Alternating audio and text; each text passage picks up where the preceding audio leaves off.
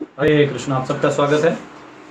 कल हम लोग थोड़ा नेटवर्क लूज़ होने के कारण और बहुत ही वीक हो गया था और समय भी चला गया, तो फिर हमने कल का क्लास ड्रॉप कर दिया था। परंतु आज और कल सुबह 8:30 बजे भी क्लास रखेंगे, 8:30 से 9:30, और फिर 9:30 बजे एग्ज़ाम रखेंगे। तो नेटवर्क अभी है तो इसमें क्लास कर लेते हैं। अगर नेटवर्क वीक होता है, कट हो जाता है, तो हम यहाँ से दूसरे जगह मूव करेंगे जहाँ एयरटेल का टावर है। तो आप बने रहिएगा, अगर कट भी हो गया तो वो कंटिन्यू होगा। ठीक है, हरे कृष्ण। अभी हम छठे अध्याय में प्रवेश कर रहे हैं। तो छठे अध्याय का जो ब्रेकअप है वो आपको ऑलरेडी व्हाट्सएप पे भी आ चुका होगा ब्रॉडकास्ट से, और नहीं भी आया तो मैंने बोर्ड पे लिखा है आपके लिए। तो 5वें अध्याय में अर्जुन ने पूछा था कर्म संन्यास और कर्मयोग में क्या उचित है, तो भगवान ने क्या जवाब दिया? कर्मयोग उचित है। तो अब भगवान जो है छठे अध्याय में थोड़ा कर्म सन्यासी का और इसका फर्क बताएंगे कि योग में रहने से और क्या फ़ायदा है। तत्पश्चात वो, क्योंकि उन्होंने अंतिम में कुछ श्लोकों में किस चीज़ का वर्णन किया था कि कैसे अपने आप को आप स्थिर करते हुए भी, यानी जो एक्चुअल योग है अष्टांग योग, उसका भी वर्णन भगवान ने किया था। उसको और विस्तार में इस अध्याय में बताएंगे। तो इसका ब्रेकअप इस प्रकार है। इस अध्याय में 47 श्लोक हैं, जिसमें 1 से 9 जो है योगारूरुक्षु से योग आरूढ़ का अभ्यास, यानी योग रुरुक्षु यानी सबसे निम्न स्तर का आपका जो जीवन शैली है, यानी जस्ट मनुष्य जैसे आप थोड़ा सा वेदों को मानते हैं और एक अधोश्रद्धा की लेवल आप मान सकते हैं। तो धीरे धीरे आप क्या करते हैं, अपने अभ्यास को आप बढ़ाते हैं। धीरे धीरे आपको ज्ञान होने लगता है, सही क्या है, गलत क्या है, आध्यात्मिक क्या है, भौतिक क्या है, और आप उस प्रकार से आप अपने उस लैडर को क्या कर रहे हैं, चढ़ रहे हैं। ये प्रथम है योग रुरुक्षु, योग आरूढ़ यानी सबसे टॉप मोस्ट। ठीक है, तो लैडर के बारे में भगवान यहाँ बताने वाले हैं। फिर 10वें श्लोक से 27वें श्लोक में योग अभ्यास की स्थितियाँ, कि योग अभ्यास जो है, जो ध्यान अष्टांग योग की बात हो रही है, तो इसमें क्या क्या स्थितियाँ हैं, क्या क्या लेवल्स हैं जो आपको पार करना पड़ता है, क्या क्या स्टेजेस हैं। क्योंकि एट अ टाइम सब कुछ नहीं होता है। जैसे आप अगर खाना खाना चाहते हैं तो आपको पहले किचन बनाना होगा, उधर गैस रखना होगा, उधर आटा लाना होगा, उसे गोतना होगा, रोटी बनाना होगा, सेकना होगा, भोग लगाना होगा, फिर खाना होगा। आप आटा देखते ही नहीं खा सकते। तो वैसे योग का भी जो स्टेज है, वैसे नहीं कि जब आप बैठ गए, आंख बंद कर लिया तो आपको इमीडिएटली वो हो जाएगा, नहीं। आपको जो भौतिक इंद्रियां हैं इनको स्थिर करना होगा। भौतिक जो विषय हैं, विषय वस्तु हैं, गंध रूप इत्यादि, जैसे आप आंख बंद कर लीजिएगा, लेकिन आप समोसे का चिंतन, स्त्री का चिंतन बैठे बैठे कर सकते हैं बिना आँख के भी। तो इसलिए उन विषयों से धीरे धीरे अपने चित्त को पीछे लेना, फिर पीछे करते करते करते करते अपने आप में स्थित होते हुए जो कैवल्य है, यानी जो भगवान पुरुष हैं, उनका चिंतन करना, अथवा प्रधान रूप में इन भौतिक ब्रह्म ज्योति का रूप हो जाएगा प्रधान, मूल रूप, सभी धातुओं का प्रधान ब्रह्म बन जाएगा। तो या तो ब्रह्म में भी लीन होते हैं, या निराकार में भी घुस सकता है इतना होने के बाद, या फिर पुरुष में भी घुस सकता है। यहाँ घुसेगा तो वो प्रीति में आ जाएगा, प्रेम में आ जाएगा, प्रेम में आएगा तो फिर क्या होगा, भक्ति। समझ रहे हैं? तो ये जो सारा स्टेज है, ये भगवान ने ये 18 श्लोकों में बताया है। 28 से 36 में योग की पूर्णता क्या है, कि कृष्ण को परमात्मा के रूप में साक्षात्कार करना। ठीक है, इसका वर्णन उन श्लोकों में आएगा। 37 से 45 में योग भ्रष्ट अगर कोई हो जाए, अगर किसी व्यक्ति का पतन हो जाए, तो वो क्या होता है उसके साथ, आधे में ही कोई कर रहा है कुछ और बाद में उसका नहीं हो पा रहा है आगे, तो क्या करना चाहिए उसको, वो यहाँ पे दिए गए हैं। 46 से 47 जो है वो सर्वोत्तम योग माना गया है, यानी लैडर जो मैंने आपको बताया था, कर्मकांड, सकाम, निष्काम, ज्ञान, ध्यान और भक्ति, तो उस लैडर का वर्णन भगवान यहाँ करने वाले हैं। हरे कृष्ण। ठीक है, तो आइए हम सब छठे अध्याय में प्रवेश करते हैं। ओम अज्ञानतिमिरन्धस्य ज्ञानाञ्जनशलाकया चक्षुरुन्मीलितं येन तस्मै श्रीगुरवे नमः। नमः ओं विष्णुपादाय कृष्णपृष्ठाय भूतले श्रीमते भक्तिवेदांत स्वामिनिति नामिने। नमस्ते सरस्वती देवे गौरवाणी प्रचारिणे निर्विशेष शून्यवादी पाश्चात्य देशतारिणे। जय श्री कृष्ण चैतन्य प्रभु नित्यानंद श्री अद्वैत गदाधर शिवासादि गौर भक्त वृंद।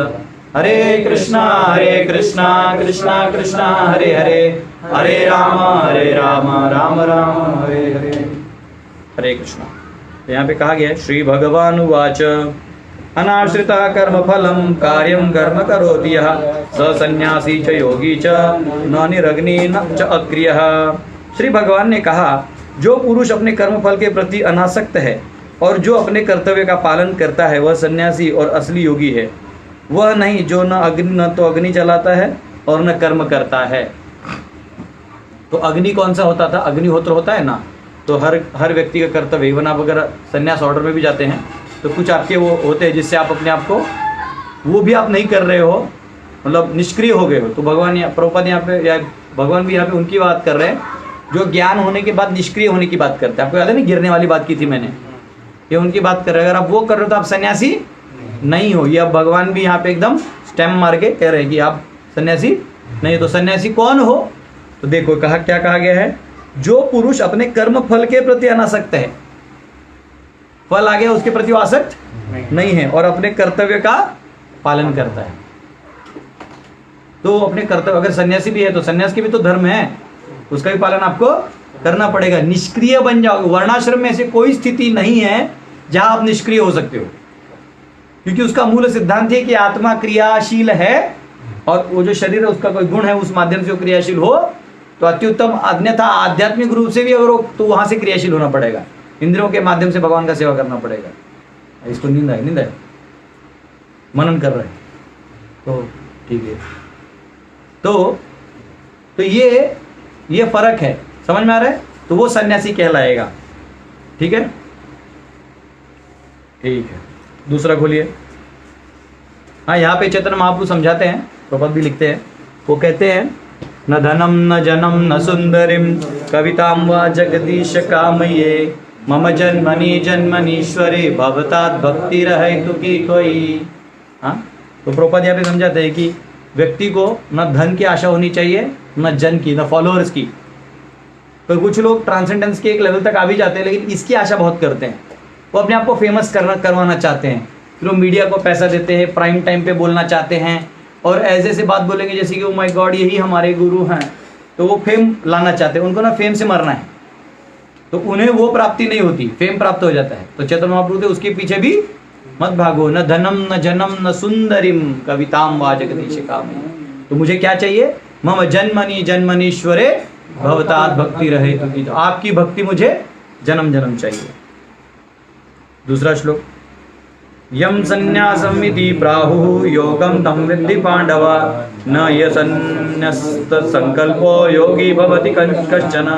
हे पांडुपुत्र, जिसे संन्यास कहते हैं उसे ही तुम योग अर्थात परब्रह्म से युक्त होना जानो, क्योंकि इंद्रिय तृप्ति के लिए इच्छा को त्यागे बिना कोई कभी योगी नहीं हो सकता।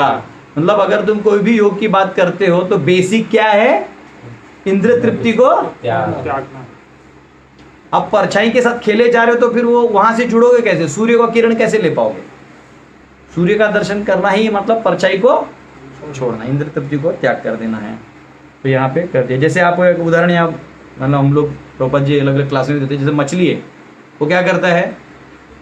उसको जो ही आप पानी से निकालिए वो क्या करता है? थर थर थर थर थर थर थर थर थर थर।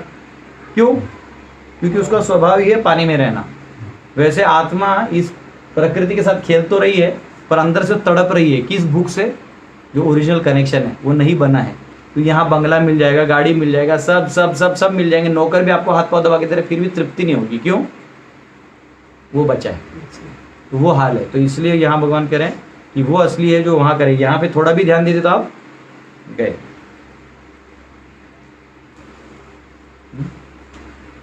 और इसलिए यहाँ पे कहा गया कि कृष्ण भावना मोहित व्यक्ति जो है वो योगी भी है और सन्यासी भी। योगी क्यों है? भगवान से जुड़ा है। और सन्यासी क्यों है? क्योंकि इधर का असली त्याग उसी ने किया। आरुरुक्षो मुनेर्योगम कर्म कारणमुच्यते योगारूढ़स्य तस्यैव क्षमा कारणमुच्यते। अष्टांग योग के नव साधक के लिए कर्म साधन कहलाता है और योग सिद्ध पुरुष के लिए समस्त भौतिक कार्यकलापों का परित्याग ही साधन कहलाता है। वो कह रहे हैं यहाँ पे कि basically for one who is neophyte, eightfold Ashtanga Yoga system is said to be the means, and for who has already attained yoga, cessation of material activities is said to be the means.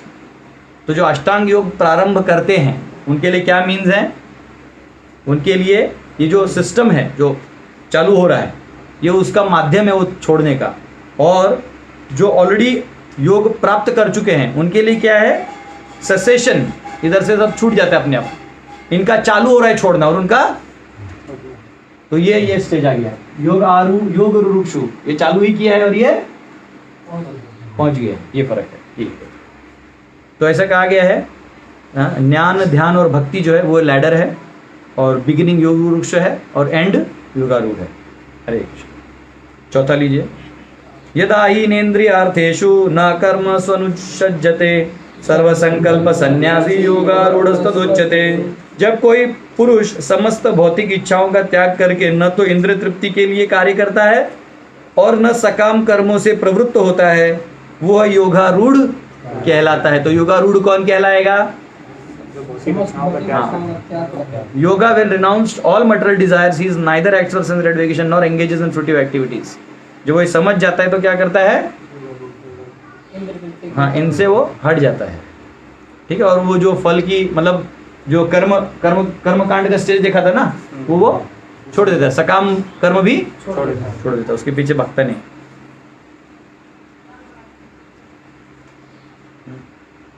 तो यहाँ पे एक और चीज कहा गया है कि अभी मैं लिखता हूँ, मैं लिख इसलिए रहा हूँ मेरे को फटाफट क्लास खत्म। ठीक है, ये क्या है, कर्म, याद है ना, क्या है कर्म कांड, बोलो, सकाम कर्म कांड, सकाम कर्म, निष्काम,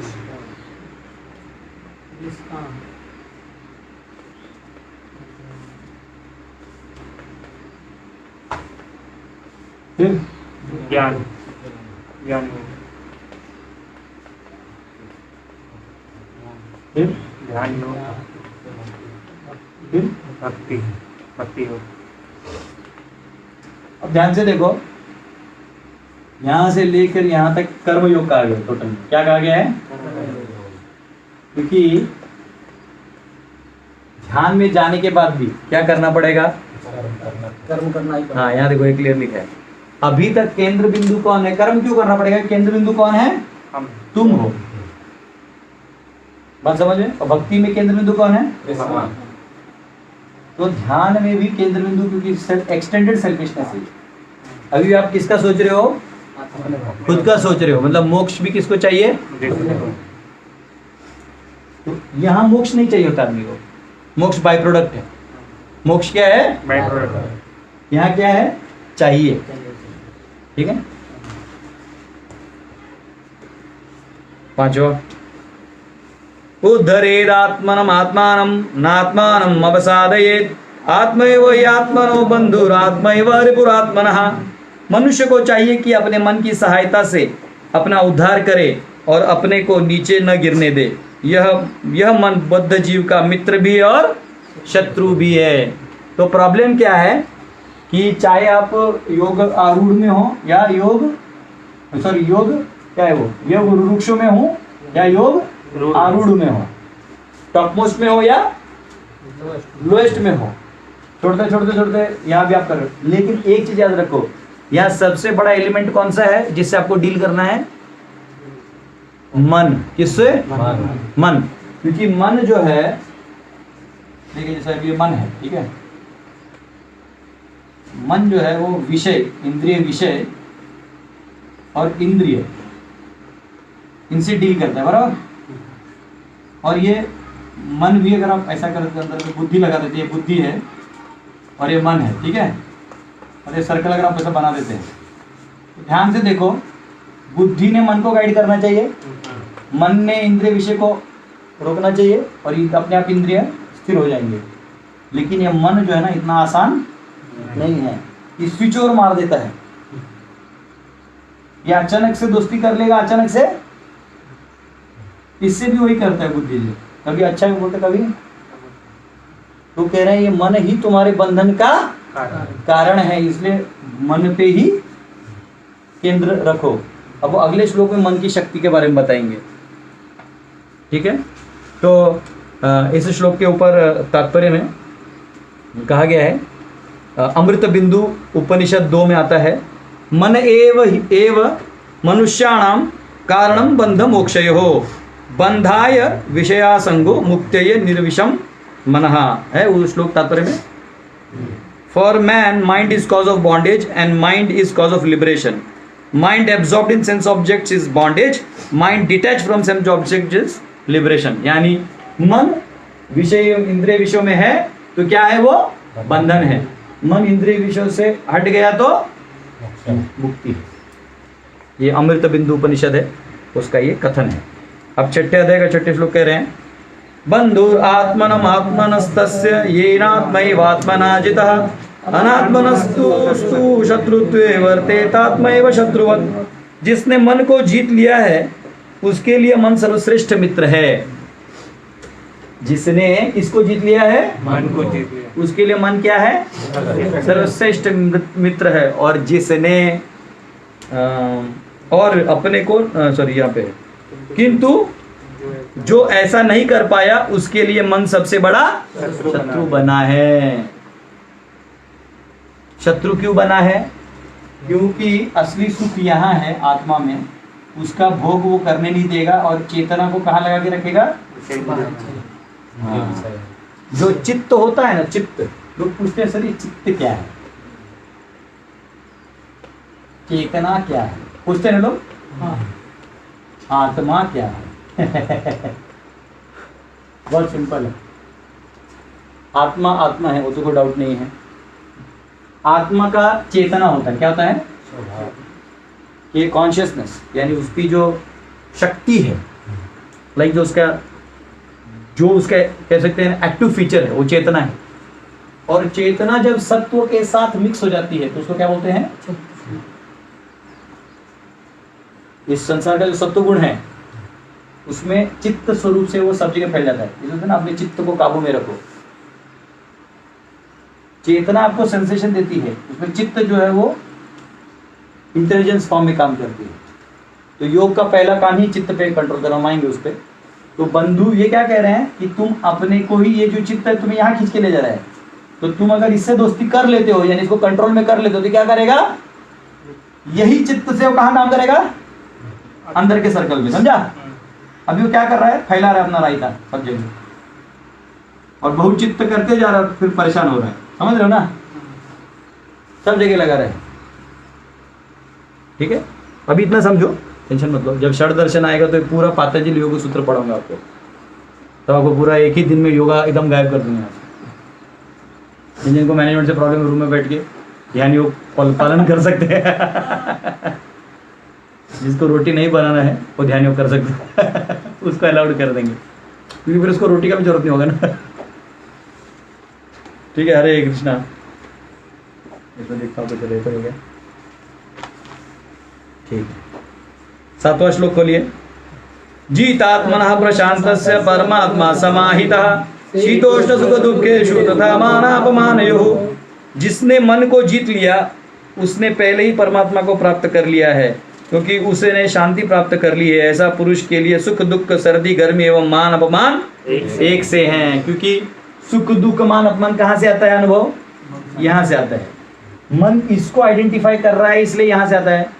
मुझे ऐसे बोल दिया, ऐसे यहाँ समझो, आपका इंद्रिय काला है। अगर एक काले और हमारा मन चित्त कहाँ लगा रखा है? यहाँ पे, उसको क्या लगेगा? उसको डिफरेंस मालूम है, गोरे लोग ज्यादा वैल्यूबल होते मार्केट में, तो उसको सुख दुख का अनुभव होने लगेगा। लेकिन उसका चित्त अंदर में लगा है तो उसका यहाँ का आवाज भी सुनाई नहीं देगा। बोले काले, वो हंसेगा, बोले वो मैं नहीं हूं, वो मैं नहीं हूं। टकलिया कौन है? वो मैं नहीं हूं, वो कोई और है जिसका तू बात कर रहा है। जो सोच रहा है वो है, जो नहीं सोच रहा है वो नहीं। जैसे आपका जन्म हुआ, हाँ, तुम्हारा बचपन में तुम जब माँ के गर्भ में थे तो तुम्हारा नाम क्या था? कुछ नहीं। जब तुम जन्म लिए, पैदा हुए, तुम्हारा नाम क्या था? तभी भी कुछ नहीं था। 21-22 दिन बाद घर वाले आए सब लोग, कोई खिलौना लेके आया, कोई भालू लेके आया, नीरज तुम नीरज। रोज सुबह शाम उठ रहे, हर कोई नीरज नीरज ही कर रहा है। नीरज में हाँ? तो ये मन कहाँ था? तभी तो भोंदू था, इसका कान में डाल डाल के कहते हैं नीरज तू है। अब बोलता है नीरज मूर्ख है। हाँ? ऐसा फीलिंग क्यों आया? उसका चित्त कहाँ पे था? वो इधर से आइडेंटिफाई कर रहा है। अब इन इंद्रियों से मिले हुए आइडेंटिटी ये सब बढ़ते जाएगा, मतलब सर्कल। अब इस सर्कल को बढ़ाते जा सकते हैं, चाहे तो थोड़ा समझाने के लिए बना देता हूं।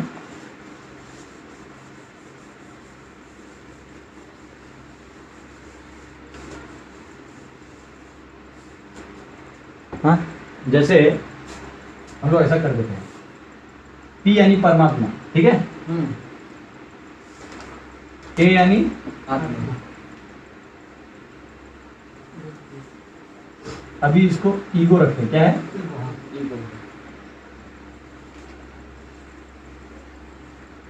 इंटेलिजेंस, बुद्धि, ठीक है,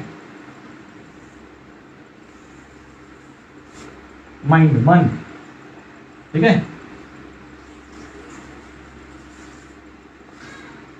इंद्रिय विषय, ऑब्जेक्ट, सेंस ऑब्जेक्ट, ठीक है, जो इंद्र रूप रस गंध इत्यादि हैं, और इंद्रिय।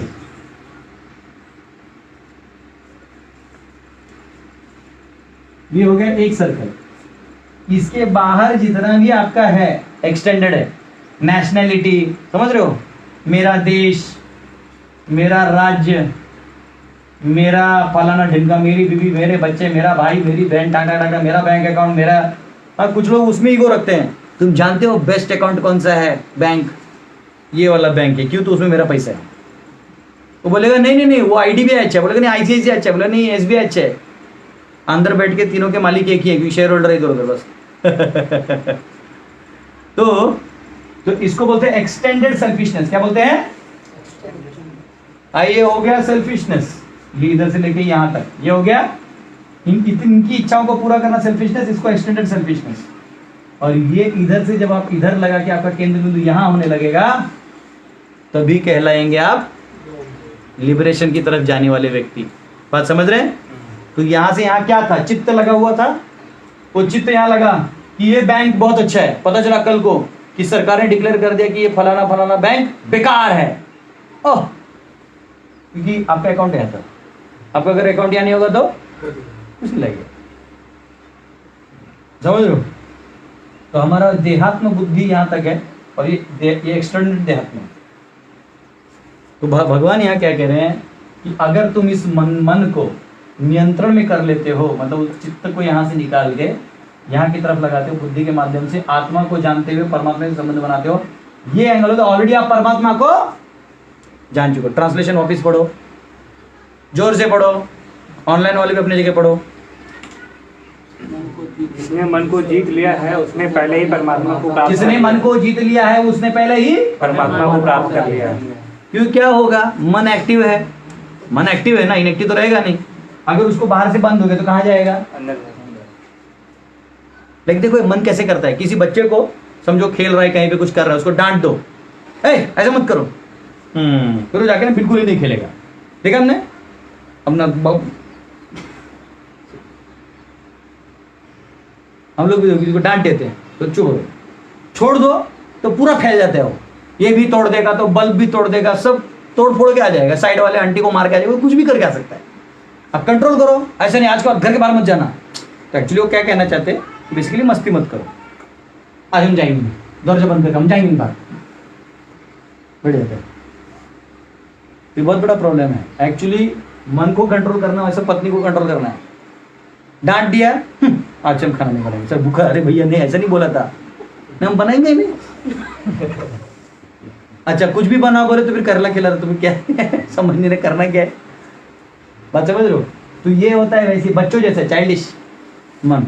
तो मन को क्या है, कंट्रोल करो, और एक्चुअली उसको इंटेलिजेंटली, ये इंटेलिजेंस को इस्तेमाल करते हुए अंदर जाओ, ठीक है? तो ऐसा व्यक्ति भगवान कह रहे हो कहां पहुंच जाएगा?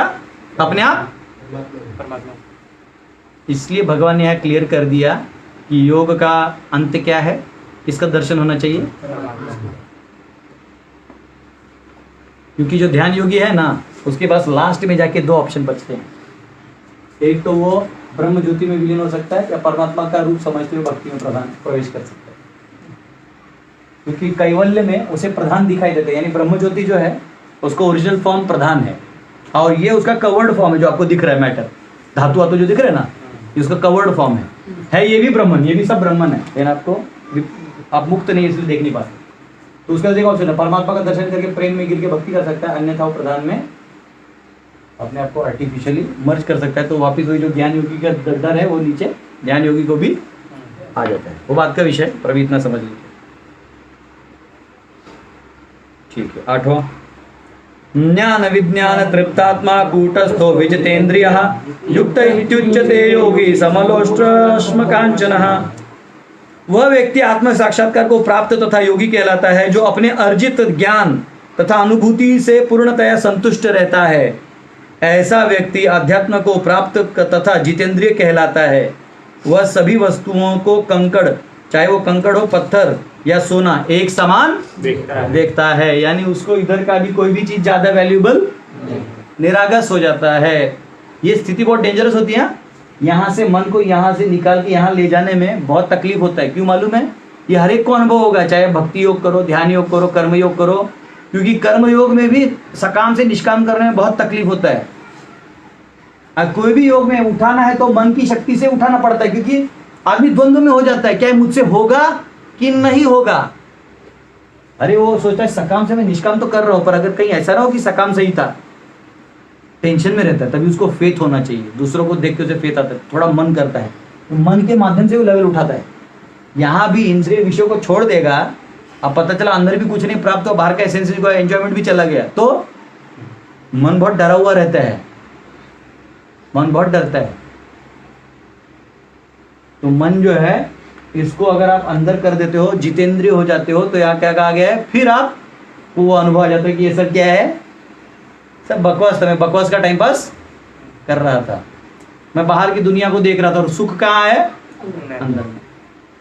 ये तो इसलिए योगी इस स्थिति में कोई भी जाता है, जैसे भक्त भी जाते हैं, तो भक्त भी जो है भजन वजन करते तो अपने आप ही निरागस हो जाता है, लेकिन फिर भी लगता है नहीं अरे कहीं मैं कुछ भूल तो नहीं गया। कुछ लोग देखो ऐसे हो जाते हैं डिवोटी, नहीं मैं थोड़ा और एंजॉयमेंट करके आता हूँ। हाँ, वो पहले जाता है, धोती कुर्ता खोलता है, टिप पिक्चर देखता है, हाँ अब मैं बर्बाद हो गया, ठीक है ना। एक बार एक भक्त था मंदिर में, फॉरेन में, प्रभुपाद के समय में, तो वो ज्वाइन तो कर लिया टेम्पल, बहुत अच्छा डिवोटी था, ग्रंथ वितरण करता था, कीर्तन करता था। उसका मैनेजर से लड़ाई हो गया, मैनेजर लोगों से, तो कोई तो प्रेसिडेंट उसको कुछ बोल दिया, वो निकल गया मंदिर से, बोला अच्छा वो मैं नहीं करूँगा ऐसा, अब मैं बहुत ज़्यादा हरी भक्ति कर लिया, अब मैं जाके भोग ही कर लेता हूँ। तो धोती कुर्ता उतार दिया, शर्ट पैंट पहन लिया, थोड़ा बाल वाल बड़ा कैसा जा रहे थे, बोला मैं सिटी में भी नहीं रहूँगा, मैं एयरपोर्ट से निकल जाता हूँ। ये एयरपोर्ट गया, उधर भी एक ड्यूटी, इसको सर यू लाइक गीता, मनी मन बोला अरे मैं तो यही करता था, बहुत इधर से। फिर वो गया, फ्लाइट में बैठा तो कोई और डिवोटी पैसेंजर तो उसके साइड में आके बैठ के हरे कृष्णा कृष्ण बोलता क्या है यार, मैं सब छोड़ रहा हूँ, ये पीछे ही लगे सब। फिर वो बोला मैं अभी मूवी थिएटर जाता हूँ, बस वो मूवी थिएटर गया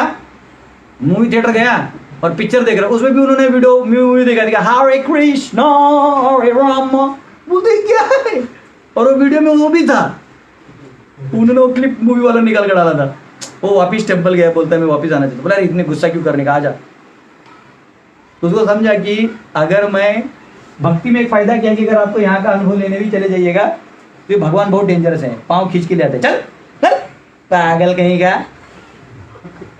बाकी सब में नहीं करते, ध्यान योग में नहीं करते, आपके ऊपर छोड़ देते हैं, क्योंकि वहाँ केंद्र बिंदु कौन है, आप है, आप करता है। भक्ति में भगवान करता है, तो भगवान बोलते मेरे पे छोड़ा ना, तू जाएगा कैसे। भगवान भक्ति में एनओडी में आपने पढ़ा होगा, भक्ति मार्ग कैसा है, जैसे सांप है उसका जो बिशारी दांत होते हैं उसी को निकाल देते हैं। तो मन में जो भोग करने की जो प्रवृत्ति है वो भक्ति में आते ही एक महामंत्र बोलते ही खलास। उसके बाद भोग भी करने जाएगा मतलब कच्चा कच्चा लगता है, मतलब कोई भी भोग करने चाहिए। अब ऐसा लगे कुछ तो गलत कर रहा हूँ, मतलब जैसे कई लोग नए नए गृहस्थ होते हैं, पहले बहुत अच्छे से भक्ति करते, घंटी वंटी बजा के भोग लगा के खाते हैं, हरे कृष्णा हा प्रसाद, फिर अचानक से बताते बस बाहर जाके खाना है, आज मैं प्याज लहसुन ही खाऊंगा, खाते खाते छी छी छी ऐसा लगता है। हाँ, कई बार लोग भक्ति छोड़ के चले जाते हैं, घर जाते पता चला इधर कुछ है ही नहीं, समझ रहे हो। तो ये भगवान बोलते तेरा मैं वहां चेतना लगने नहीं दूंगा। समझ रहे हो ना?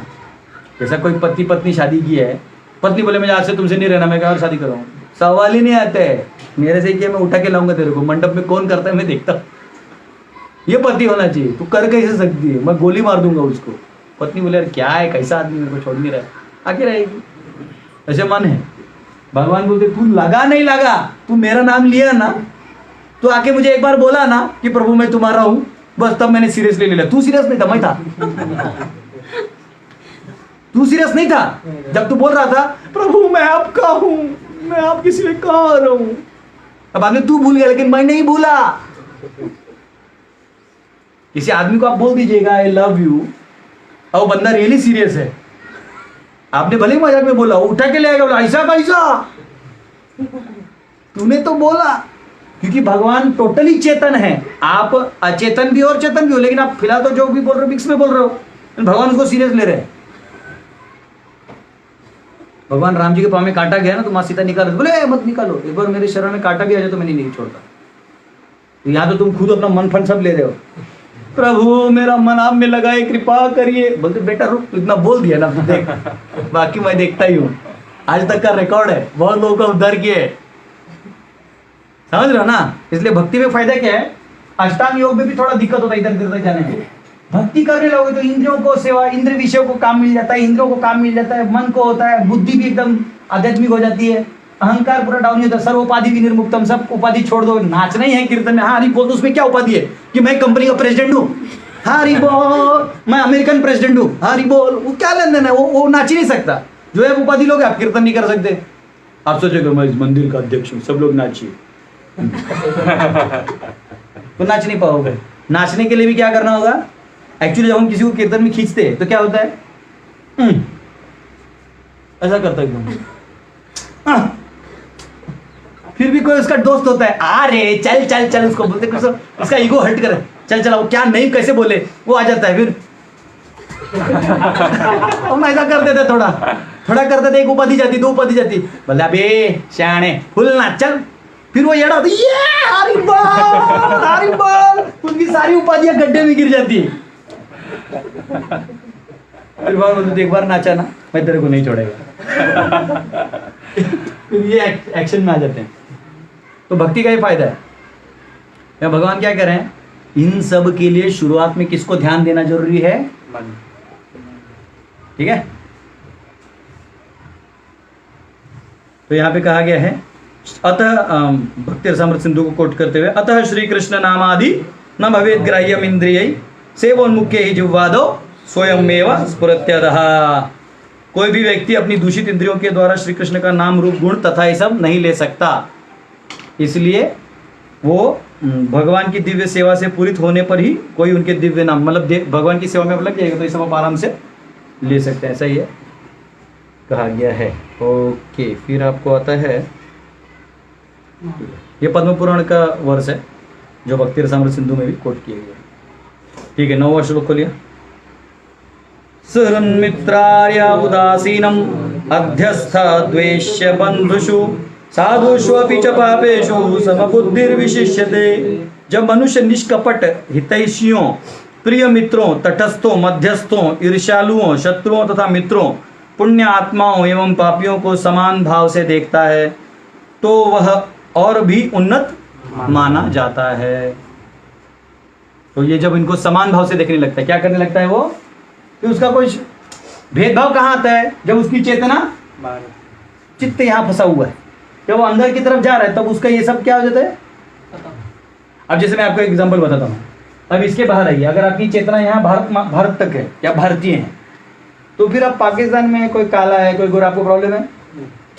इन भारत में है तो किधर से रहे, बिहारी है, मराठी है, गुजराती है, साउथ इंडियन, अयो लंगे, हाँ, इधर आने लगेगा भेदभाव। भेदभाव कहाँ आएगा, जहाँ तक तुम्हारे चित्त गए। बात समझ रहे? अब उधर कोई चाइना में काला है, गोरा है, अमीर, आपको टेंशन है नहीं, यहाँ है जहाँ तक आपके चित्त गए। कोई भारत जानते नहीं, मतलब अपना घर, मेरा बच्चा, जब माता ही लोग होते हैं, मेरा घर, मेरे बच्चे, बस मैं और बस। जब मेरे को साइड में पड़ोसी बम फटे कोई लंदन में, लेकिन उसको टेंशन होता है, घर का भेद होता है, यहाँ क्यों रख दिया इसको, बच्चे तुमने उसको वहां क्यों रख दिया, इस कपड़े को यहीं रखो। तो जहां तक आपकी चेतना है वहां तक आपका ये भेदभाव चलते रहेगा। तो आपकी चेतना अगर यहाँ के अंदर जा रही है तो फिर यहाँ का भेद अपने आप आपका वो मायने ही नहीं रखेगा। समझ रहे बात को, वो यहाँ पे कहा गया। 10वां, योगी युंजित सततम आत्मानं रहसि स्थितः एकाकीयत चित्तात्मा निराशिर अपरिग्रह। योगी को चाहिए कि वह सदैव अपने शरीर, मन तथा आत्मा को परमेश्वर में लगाए, एकांत ज्ञान में रहे, एकांत स्थान में रहे और बड़ी सावधानी के साथ अपने मन को वश में करे। उसे समस्त आकांक्षाओं तथा संग्रह भाव की इच्छा से मुक्त होना चाहिए। तो भगवान कह रहे हैं इसको वो कंट्रोल करने के लिए आपको धीरे धीरे इधर से अपने आप को शिथिल करना पड़ेगा। समझ रहे हो? जैसे आपको याद है हमने यज्ञ में यज्ञ आहुति बोला था, आहुति की बात की थी। तो एक प्रकार के योगी कौन थे? जो अपने इंद्रिय को ही, योगी लोग क्या करते हैं, इंद्रिय को ही प्राणवायु में, अन्नमय कोश को प्राणमय कोश में समाहित कर देते हैं। जैसे उसका खाना पीना बंद कर दीजिएगा तो अन्न कहाँ में प्रवेश हो जाएगा? समझा? ठीक है। तो यहाँ पे क्या कहा गया है कि जो इम्पर्सनलिस्ट हैं, ब्रह्मवादी हैं, जो ब्रह्मन को मानते हैं, वो भी कृष्ण भावना भावित हैं, क्योंकि भगवान के कौन से अंग के वो परिचित है?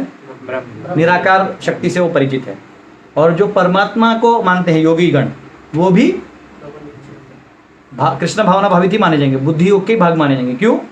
वो भी भगवान के किसी अंग को मानते हैं। जो भगवानवादी है, भक्त हैं, वो भी माने जाएंगे। बात समझ रहे हो? तो इसके ऊपर, ये लैडर के ऊपर जो है कृष्ण भावना भावित का वाक्य आ जाएगा। बात समझ रहे हो? ये लोग भगवान को मानते हैं। हम नकली की बात नहीं कर रहे। अब इसमें हर कोई नकली भी हो सकता है, नकली की बात नहीं, जेन्युइन जिसका सेंटर वो है वो माना जाएगा। जैसे नकली योगी लोग भी होते हैं। योगा जो आजकल सिखाते हैं मॉडर्न में, वो क्या है? वो नकली है। ऐसे करो, उसमें परमात्मा किधर दिख रहा है? पर फर्स्ट योग का पहला काम है मन अंदर करना। यहाँ आप देख रहे हो और दो साइड में और कौन कौन आया, इससे क्या होने वाला है?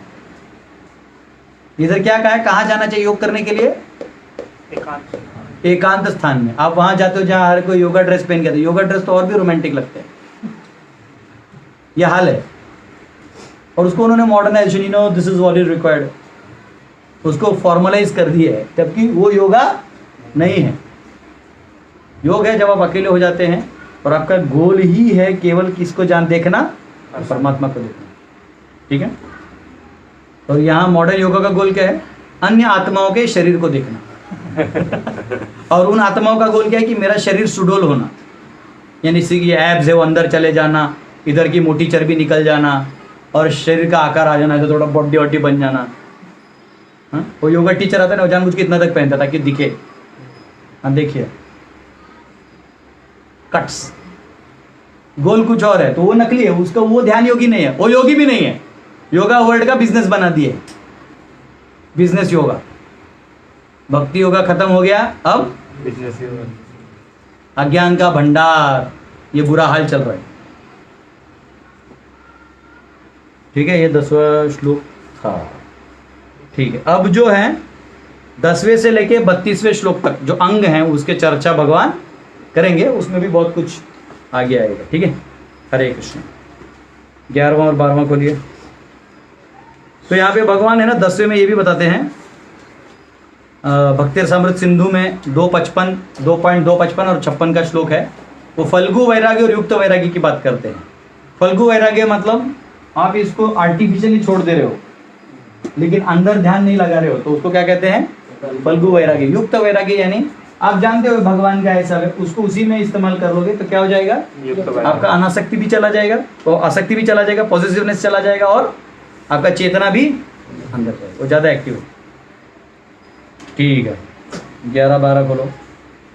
अब इसमें प्रोसेस बताया गया है कि अब आपको एकांत स्थान आप चले गए, अब क्या क्या करना है सुनिए। शुचौ देशे प्रतिष्ठाप्य स्थिरम आसनमात्मनः नाति उश्रितं नाति नीचं चैलाजिन कुशोत्तरं तत्रैकाग्रं मनः कृत्वा यत चित्तेन्द्रियक्रियः उपविश्यासने युञ्जान उद्योगम आत्मविशुद्धये। योग अभ्यास के लिए योगी एकांत स्थान में जाकर भूमि पर कुशा बिछा दे। पहला काम क्या करना है? कुश बिछाना है। हाँ, कोई भी मखमली वाला चीज बिछा लोगे तो फिर इंद्रियों को वो कहते हैं, कुश जो है पवित्र है, भगवान वराहदेव के उससे निकला है। वराहदेव जब ऐसा किए थे ना, वो जो गिरा था बाल वो कुश ग्रास बन गया, इसलिए वो पूजा इत्यादि में इस्तेमाल होता है। और फिर उसे मृग छाला से ढके, जो हिरण है मृग है उसके जो नेचुरली मर जाता है उसका जो खाल होता है वो योगी लोग को मिल जाता है, उसको लेके बिछाए। तथा ऊपर से एक्चुअली मृग छाला है ना वो इतना पावरफुल है, कहते हैं कि उस पर ना आगे कीड़े वीड़े नहीं आते। जैसा बाकी कुछ भी छाल ले लीजिएगा ना उसमें कीड़े वीड़े आ सकते हैं, मृग छाल जो है उसको कीड़े एंटीबॉडी टाइप है वो, मतलब ये सब से, तो आप उस पर बैठ के अगर करते तो कीड़े मच्छर ये सब आते नहीं, तो आपको ध्यान करने में प्रॉब्लम नहीं आएगा। ढके, ऊपर से मुलायम वस्त्र बिछा दे, उसके ऊपर एक मुलायम वस्त्र बिछा दे। आसन न तो बहुत ऊंचा हो, ज्यादा ऊंचा भी नहीं होना चाहिए, नहीं तो अहंकार वो होने लगेगा, न अति नीचा। यह पवित्र स्थान में स्थित हो। पवित्र स्थान कहाँ कहाँ है? ऋषिकेश, हरिद्वार, मथुरा, वृंदावन, ऐसे सब स्थान में आप जा सकते हो। योगी को चाहिए कि इस पर दृढ़ता पूर्वक बैठ जाए और मन, इंद्रियों तथा कर्मों को वश में करते हुए तथा मन को एक बिंदु पर स्थित करके हृदय को शुद्ध करने के लिए योग अभ्यास करे। तो यहाँ पे प्रभुपाद जी पूरा सिस्टम समझाते हैं और क्या क्या करने बोलते हैं।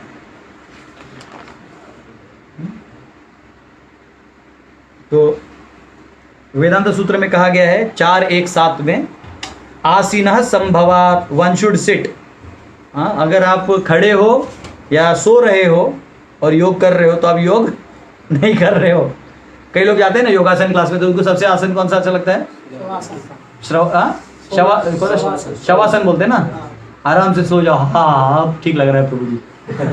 हाँ? तो हमारे ड्यूटी देखो, बाकी आसन करने करे, शवासन अच्छे से कर लेते हैं। रात को 8 बजे मच्छरदानी लगाया, आराम से पंखा लगाया, इनहेल एक्सहेल, उसके बाद कब इनहेल हो एक्सहेल हो कुछ पता नहीं। सुबह 4 बजे सारा इनहेल एक्सहेल चालू। एक्चुअली डिवोटी है जिनको अच्छे से नींद भी आता है, मतलब भौतिकवादी कर भी रहे हैं, नींद नहीं आ रहा है, हेलोजन लाइट, बल्ब लाइट इतना लगा देते हैं, सब फटते रहता है। डिवोटी सुबह 4 बजे उठता है, कब 8 बजे गिरता है उसको खुद पता नहीं, आंख बंद हो जाता है। कुछ डिवोटी तो इतने समाधि में कि 4 बजे भी आंख नहीं खुलता है। फिर भी 8 बजे सो जाते हैं। हमारे डिवोटी को इतना सेवा रहता है, सभी भक्तों को इतनी सेवा करते हैं, ये प्रोग्राम वो प्रोग्राम, इतने लोगों का खाना, मैनेजमेंट, फेस्टिवल, ये वो। और वैष्णव के तो इतने त्यौहार हैं, श्री वैष्णव में तो 365 में 352 दिन फेस्टिवल है। हाँ, मध्य संप्रदाय में फेस्टिवल है, गौड़ीय वैष्णव में फेस्टिवल है। फेस्टिवल इतना सेवा, ये सेवा वो सेवा, पता ही नहीं चलता है। हमारे डिवोटी को तो मतलब बाहर वाले आदमी को पिल खा के नींद नहीं आता है, और हमारे डिवोटी को पिल छोड़ो, उसको थोड़ा बोलो कि 2 मिनट का बस गैप है, उतने में वैसे हाँ प्रभु सेवा, हाँ चलो, हाँ क्या है। मतलब उतना वो हैंग में भी रहते हो, काम करता है। हमारे कई डिवोटी तो गाड़ी में सो के गाड़ी चला लेते हैं। वो गाड़ी ठुकने के बाद पता चला ठोक दिए थे, कैसे हो गया? ये माया देवी का प्रकोप है। मैंने गाड़ी नहीं ठोका। तो ये भक्त हैं, उनको आर्टिफिशियली कुछ भी करने की जरूरत नहीं। भोग भी अगर कोई कर रहा है तो वो भक्ति कर रहा है। बाकी लोग यही एक पाँव पे खड़े हो जाए, एकांत स्थान में जाए। आजकल एकांत स्थान मिलता कहाँ है? हर एक बोलता है 7 बार मेरे नाम पे, तुम यहाँ से जाओ। जमीन का 7 बार होता है ना, यहाँ क्या बोलते हैं? खतियानी। हर जमीन का अपने कागज होता है। आप योग करिए, बोलते हैं हट यहाँ से, मेरा 7 बार है। बोलता सर 1 फुट बनाए, 1 स्क्वायर फीट 2500 रुपीज। अच्छा। तो आजकल ध्यान भी महंगा हो गया है। आप योग क्लास में जाओ तो फ्री में थोड़ी लेता है कोई। 10,000 rupees sir, we are teaching 2 asanas 10,000, 5 asanas 25,000। आइए अपना बैंक अकाउंट खाली करके जाइए। वैसे योग का काम ही वही है ना, आपके पॉजिटिवनेस छोड़ना है। छोड़ के जाइए। तो ये एक है, और यहाँ पे कहा गया है, इसलिए यहाँ प्रभुपाद जी लिखते हैं, हरेर नाम एव केवलम, कलो नास्त्येव गतिरन्यथा। बृहन्नारद पुराण में आता है कि अगर आपको कुछ करना ही है तो इस कलयुग में सिर्फ हरिनाम और हरिनाम एव ही केवलम आपको तारेगा, अन्य कोई रास्ता नान्यत परद्रुपाय सर्ववेदेश दृश्यते। बाकी वेद कितना भी पढ़ लीजिए, ये 16 मंत्र अक्षर आपको काम आने वाला है।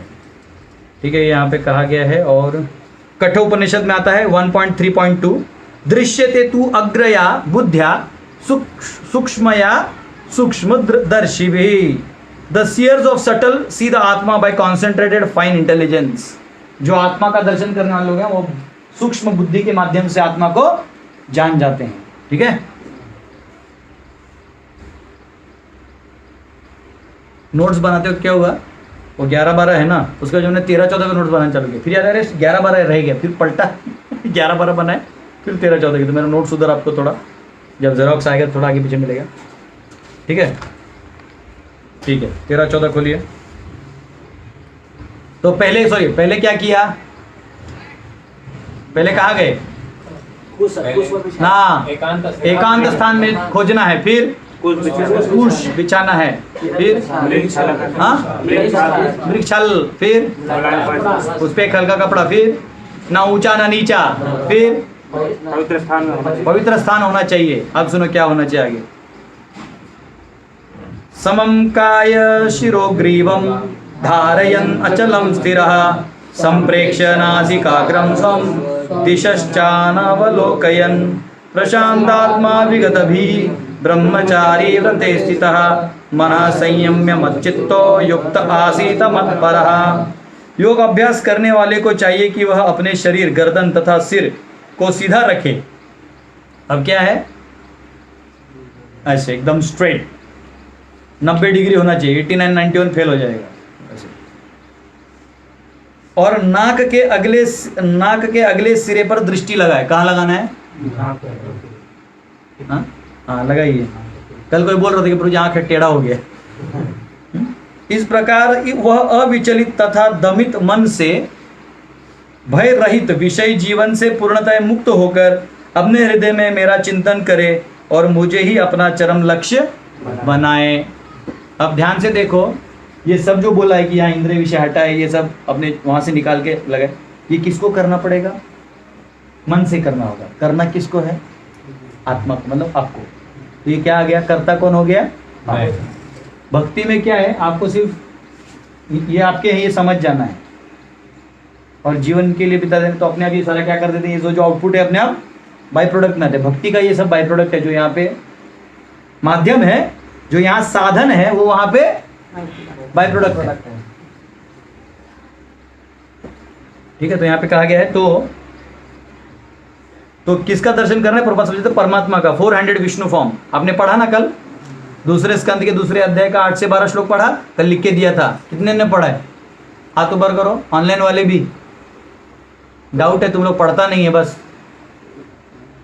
इसमें 8 अंगुल का कुछ आया क्या, हाँ 8 अंगुल, हाँ इतने हैं भगवान। उस पे बचने का मार्ग है। हाँ हाँ, वो जो सब चिन्ह हैं, यहाँ पे हीरा है, मुकुट है, सब है, पीताम्बर वस्त्र है। पढ़ा, कल पढ़ा। हाँ, फिर काय को फेंक रहे हैं, अपने नोट्स में पढ़ा। नोट्स में पढ़ा। अच्छा, नोट्स पढ़ा, ठीक है, चलो जोरदार ताली, इतना तो दे दो। तुम लोग नहीं पढ़ा, मारो ये जो भी ऑनलाइन है, नहीं पढ़ा इधर ऐसे एक मारो, जोर से फट करके मारो। और एक बार जोर से आवाज आना चाहिए, चट ऑनलाइन। हाँ, अरे इतना प्यार से बोला। vedabase.net 2.2.8 भगवान परमात्मा का पूरा वर्णन है, मैं अभी पढ़ूंगा नहीं, टाइम नहीं है। तो प्रभुपाद यहाँ याज्ञवल्क्य के बारे में कहते हैं, और यहाँ कहा गया कि सेक्लूडेड प्लेस में क्या करना चाहिए, सेलिबसी को प्रैक्टिस करना चाहिए। क्या प्रैक्टिस करना चाहिए, ब्रह्मचारी व्रते। क्या करना चाहिए, ब्रह्मचारी व्रत करना चाहिए। और तो प्रभुपाद लिखते हैं कि ब्रह्मचारी जो है वो ज्ञान ध्यान भक्ति में आराम से पालन कर सकते हैं। लाइक जो कोई भी ब्रह्मचारी व्रत करता है तो ज्ञान ध्यान और भक्ति में आराम से कर सकता है। लेकिन कोई गृहस्थ है वो ज्ञान मार्ग और ध्यान मार्ग को पालन नहीं कर सकता, लेकिन भक्ति कर सकता है।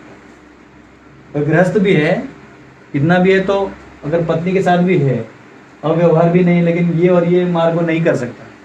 ये जितने भी ज्ञानी होते हैं ना, शंकराचार्य वंकराचार्य, ज्ञान मार्ग में भी जाते हैं, इसमें भी जाते हैं, तो आपको वो छोड़ना पड़ता है। तो इसलिए ये ऑलमोस्ट वानप्रस्थ और संन्यास की स्थिति है।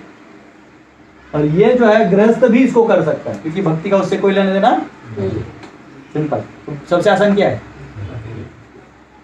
ठीक है। तो अब जो है, हाँ फिर और गृहस्थ ब्रह्मचारी किस भक्ति कर सकते हैं, इधर दिखा है, ठीक है।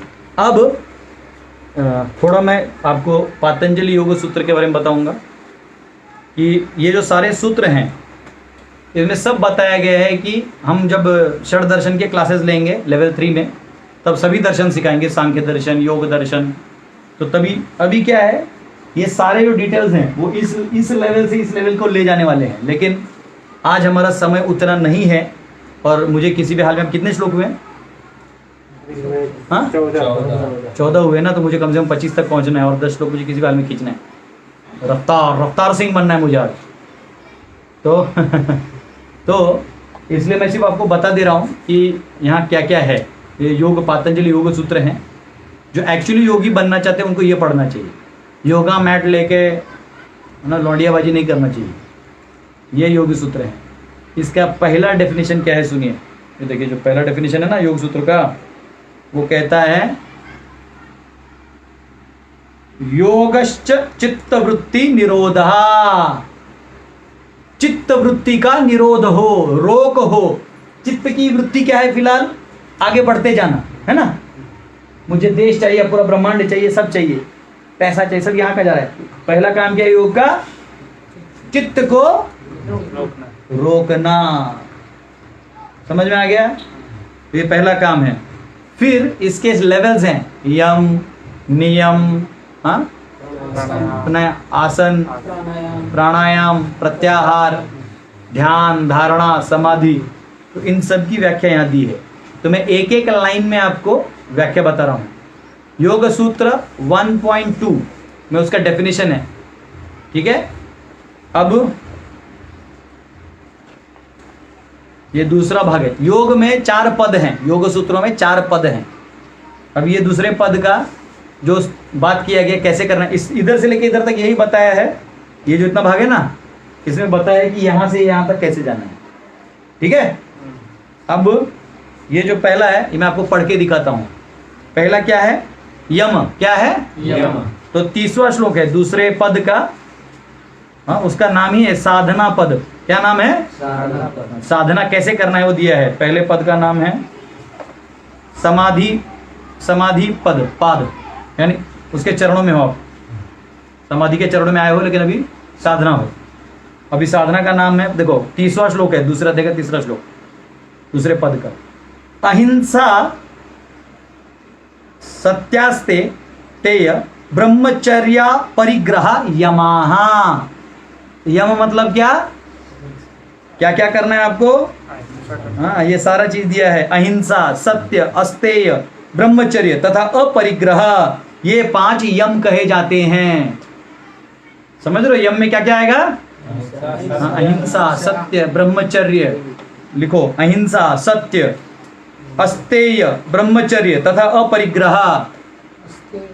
अभी मैं इसको रिपीट नहीं करूंगा, मेरा टाइम कम है, ठीक है। चाहे तो बाद में टैग लेके आप लोग लिख लेना, जो ऑनलाइन वाले उसको वापस खोल के आप लोग सुन लेना, ठीक है। ये 5 यहाँ कहे गए हैं।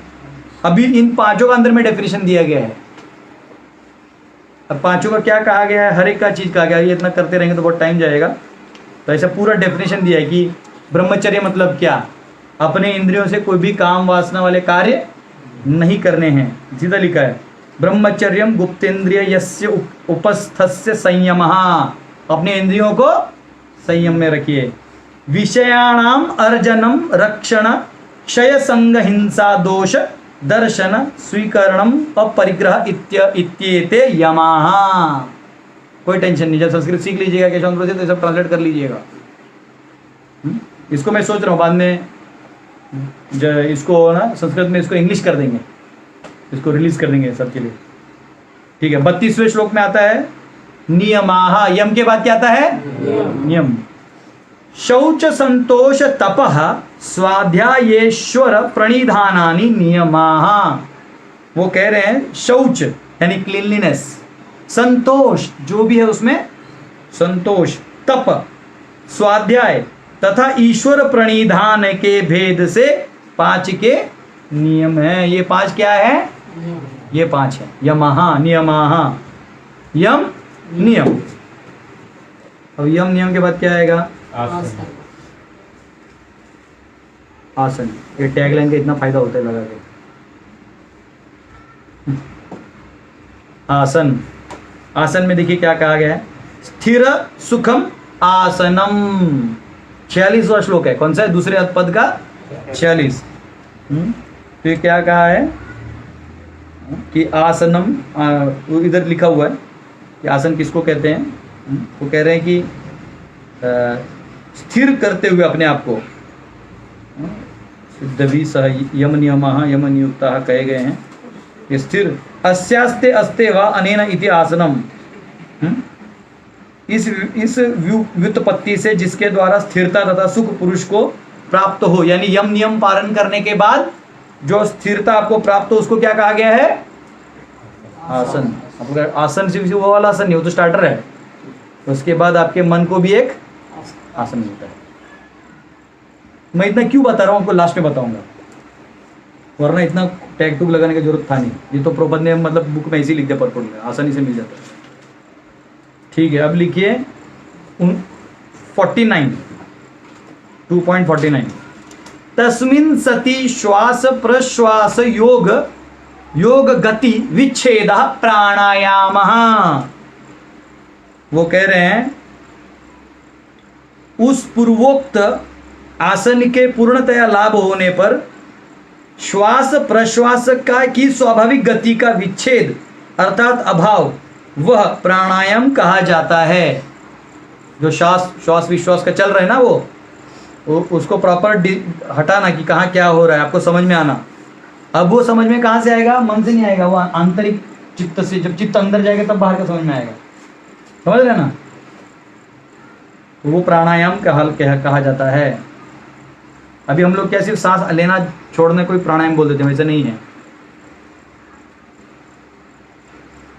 फिर 54 लो, 54 2.54 स्विषयान संप्रयोगे चित्त स्वरूपानुकार इवेंद्रियाणाम प्रत्याहार। वो कह रहे हैं कि प्रत्याहार कौन है, अर्थात प्रत्याहार का लक्षण किस प्रकार है। तो इंद्रिय का अपने अपने विषयों से साथ सन्निकर्ष न होने पर, प्रत्याहार मतलब क्या, इंद्रियों का इंद्रिय विषयों से कनेक्शन नहीं होने पर चित्त के रूप के समान रूप हो जाना। यानी अब क्या हो जाएगा, इसका ये डिटैच हो गया और चित्त, ये सब क्या बन गया, ये भी क्या बन गया, चित्त बन गया। मतलब ये भी ज्ञानमय हो गया, आपको हेल्प करने लगा। अभी आपको नहीं समझ रहा, लेकिन मैं इसलिए बोल रहा हूँ कि ऑनलाइन बाद में किसी को काम आएगा। हाँ, इसको प्रत्याहार कहते हैं। नहीं, मैं इसलिए भी बता रहा हूँ, अंत में बताओ कि इतना मैंने टफ चीज़ आपको क्यों समझाया, आपको समझ में आएगा क्यों समझाया। फिर उसके अगला लेवल क्या है, धारणा। देश बंध चित्तस्य धारणा। तो यहाँ पे कहा गया है कि देशबंध यानी देश के हृदय में ये जो सारे चक्र है ना, कौन से, हाँ, नाभि चक्र है। कहाँ पे नाभि चक्र है, नाभि में। हृदय पुंडरी के हृदय जगह में चक्र है। मूर्धनी ज्योतिष यानी कपार में। नासिकाग्रे नाक के अग्र में। जिह्वाग्रे जीव के अग्र में। इति एवं आदिशु देशेषु ऐसे अंतर देश के रूप विषय में, अथवा हिरण्यगर्भ तथा सूर्य आदि बाह्य देश रूप विषय में जो चित्त का संबंध केवल वृत्ति द्वारा संबंध रखता है, वृत्ति यानी उनकी जो वृत्तियां हैं बस उतना ही संबंध रखता है, उसको कहते हैं धारणा। और माफ करिएगा, ये जो श्लोक था वो तीसरे विभूति पाद कहा जाता है। ये तीसरा अध्याय, उसका ये पहला श्लोक था। अब धारणा के बाद क्या आएगा, ध्यान। ये दूसरा श्लोक है 3.2। तत्र प्रत्ययिकातानता ध्यानम, यानी तत्र उस हृदय देश रूप में विषय में जो ध्येयकार चित्त वृत्ति की एकाग्रता, वह ध्यान कहा जाता है। तुमको समझ कुछ नहीं, फिर भी मैं पढ़ा रहा हूं, उसका भी एक कारण है। अब तीसरा श्लोक है समाधि। 3.3 क्या है, लास्ट वाला स्टेट देखो क्या है। मैं जब योग दर्शन पढ़ाऊंगा तो यही चीज को फोड़ फाड़ के अच्छे से पढ़ाऊंगा, पर अभी समझ लो। तदेवार्थम अत्र निर्भासम स्वरूप शून्यम इव समाधि। हाँ, तो ये कह रहे हैं, हाँ, समाधि क्या है, तो वही पूर्वोक्त ध्यान जो पिछला ध्यान था, जब ध्येय स्वरूप मात्र का प्रकाशक एवं वही जो ध्यान है वो अब किसको ध्यान दिलवा रहा है, भगवान की तरफ। स्वरूप शून्यम इव, अपने ध्यानाकार रूप से रहित के जैसा हो जाता है उसे समाधि कहते हैं। और समाधि के अंत में आपको क्या दर्शन होना है, वो चौथे पद के 34वें श्लोक में, यानी लास्ट वाले श्लोक में पता चलता है। वो सुनिए क्या है। पुरुषार्थ शून्यानाम गुणानाम प्रतिप्रसवः कैवल्यम स्वरूप प्रतिष्ठा वाचित शक्तिर इति।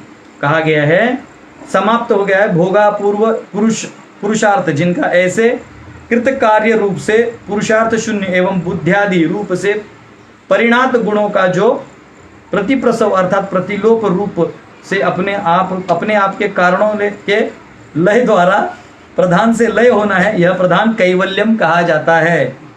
और स्वरूप प्रतिष्ठा चित्त शक्ति ही। पहले क्या था, चित्त शक्ति से क्या किया, पहला श्लोक क्या था 1.2 निरोधः, अंतिम श्लोक क्या है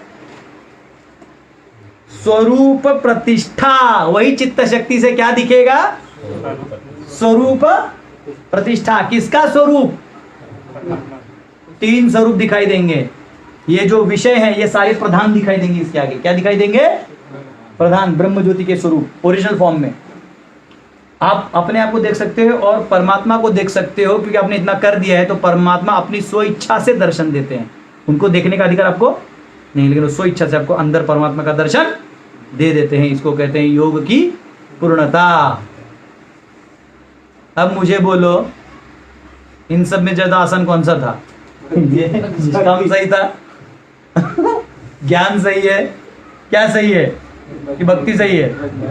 हरे कृष्णा कृष्णा कृष्णा हरे हरे, हरे राम राम राम हरे हरे।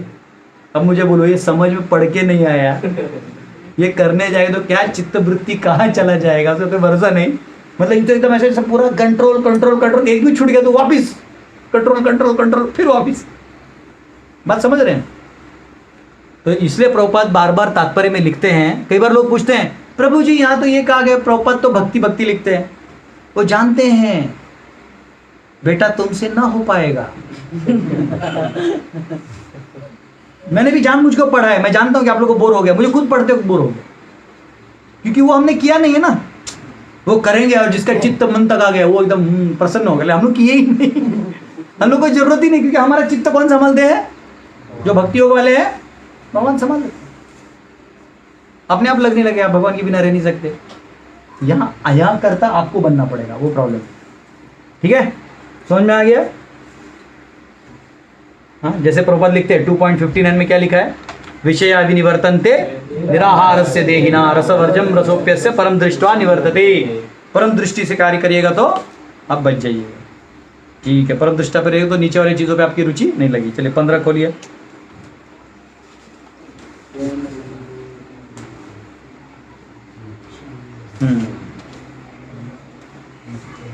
तो 15 खोलिए। युञ्जन्नेवं सदात्मानं योगी नियतमानसः शांति निर्वाण परमां संस्थानम अधिगच्छति। इस प्रकार शरीर मन तथा कर्म में निरंतर संयम का अभ्यास करते हुए संयमित मन वाले योगी को इस भौतिक अस्तित्व की समाप्ति पर भगवत धाम की प्राप्ति होती है। कहाँ की प्राप्ति होती है? जब वो इस लेवल को पार कर जाएगा तो वो नेचुरली भगवान से प्रेम करेगा तो कहाँ चला जाएगा? भगवत धाम। और लेकिन कोई उसमें भी उसका अभी भी चित्त जो है इससे आकर्षित हो गया ब्रह्म के प्रधान रूपों में, तो वहाँ भी वो हट सकता है। इसलिए यहाँ पे भी डेंजरस होता है। ज्ञानी भी डिवेट हो सकता है, निष्काम वाला भी डिवेट हो सकता है। ये तीनों भी ना ब्रह्म परमात्मा भगवान तीनों का वर्शिपर हो सकते हैं। योग आप कुछ भी कर रहे हैं, आपका केंद्र कोई भी हो सकता है। बस ये वाला जो है ना वो ओनली भगवान है। ये वाला है वो भगवान से कोई लेन देन नहीं है, उसका डेमिगॉड्स है। ये थोड़ा डेमिगॉड और विष्णु मानते हैं, थोड़ा इसमें हल्का सा भक्ति का भाव आता है, हल्का सा। इधर थोड़ा और भक्ति का भाव है, थोड़ा और, इधर भी थोड़ा और, इधर पूरा समुंदर है। समझ में आया? हर चीज कैसे बढ़ रहा है लैडर में। ठीक है, तो 15वें में लिखा है, श्वेतशत्र उपनिषद में आता है 3.8 में, कम एव विदित्वा मृत्यु मेति knowing him one surpasses death. एक बार भगवान के बारे में समझ में आ गया तो आदमी चले जाता है। और शास्त्रों में आता है निर्वाण परमम शांतिम। ये आप एक बार मुक्त हो गए तो असली शांति आपको मिल जाती है। हरे कृष्ण। ठीक है, 16 खोलिए। नाति अश्नस्तु योगोस्ति न चैकान्तमश्नन्तः न चाति स्वप्नशीलस्य जाग्रतो नैव चार्जुन। हे अर्जुन, जो अधिक खाता है या बहुत कम खाता है, जो अधिक सोता है अथवा जो पर्याप्त नहीं सोता, उसमें योगी बनने की कोई संभावना नहीं है। मतलब ये योगी तो मतलब आउट होते तो फेल ही हो जाएगा। मतलब इसका तो समझ रहे हो, मतलब इसको तो नींद वींद सब छोड़ छाड़ के जाना है, समझ रहे हो ना। ये तो फिर भी क्या अपना आराम से उठ जाएगा, जब माला ले लेगा। दिन रात एक ही हो, तो सूर्य घूमने से दिन रात होता है। ये अपनी चेतना में सुबह 2 बजे उठ के भी चैंटिंग कर सकता है, रात को 12 बजे भी कर सकता है, इसके कोई। लेकिन तत्रार्पिता नियमित स्मरणेन कालः, इसको कोई है। लेकिन ये योगी थोड़ा भी कम खाएगा तो प्रॉब्लम, ज्यादा खाएगा तो जरा ध्यान लगा रहे चित्त बीचे में। अरे ये क्या हो गया, ओह। कितना सोचना पड़ता है, क्या खाना है, नहीं खाना है, खट्टा खाना है, मीठा खाना है, नमकीन खाना है, कितना टेंशन है। ज़्यादा खा लिया तो प्रॉब्लम, कम खा लिया तो प्रॉब्लम, कितना है प्रॉब्लम। तो ये कह रहे हैं कि ऐसा करेगा तो योगी नहीं कहलाएगा। और उतना ही नहीं तो ये, हाँ, तो यहाँ पे और एक शास्त्रों में आता है, कहा गया है पूरयेद आसनेन अशनेन्नार्धम तृतीयम उदकेन तु वायो संचारणार्थम तु चतुर्थम अवशेषयेत।